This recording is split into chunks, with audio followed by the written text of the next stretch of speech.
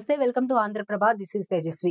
ఢిల్లీ మద్యం పాలసీ కేసులో కేజ్రీవాల్ ను అరెస్ట్ చేయడానికి సీబీఐ వద్ద కారణాలు లేవని, కానీ ఈడీ కేసులో ఎక్కడ బయటకు వస్తారో అనే ఆలోచనతో అరెస్ట్ చేసినట్లుగా తెలుస్తోందని ఢిల్లీ హైకోర్టులో కేజ్రీవాల్ వాదనలు వినిపించారు.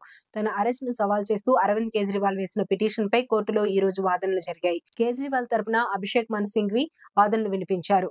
వాదనల సందర్భంగా దర్యాప్తు సంస్థపై కేజ్రీవాల్ న్యాయవాది కీలకమైన ఆరోపణలు చేశారు.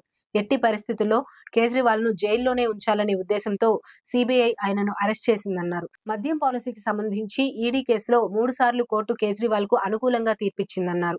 ఒకసారి సుప్రీంకోర్టులో మధ్యంతర బెయిల్ లభించిందన్నారు. ట్రయల్ కోర్టు సాధారణ బెయిల్ ఇచ్చిందని, కానీ దానిపై స్టే విధించేలా చేశారని వాదనల సందర్భంగా పేర్కొన్నారు.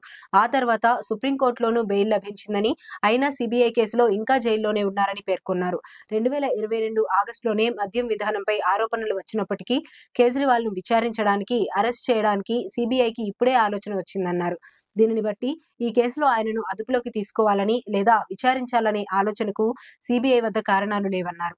ఈడీ కేసు నుంచి కేజ్రీవాల్ ఎక్కడ బయటపడతారో అనే ఆలోచనతో ముందు జాగ్రత్తగా ఇలా ఇన్సూరెన్స్ అరెస్ట్ చేశారని పేర్కొన్నారు.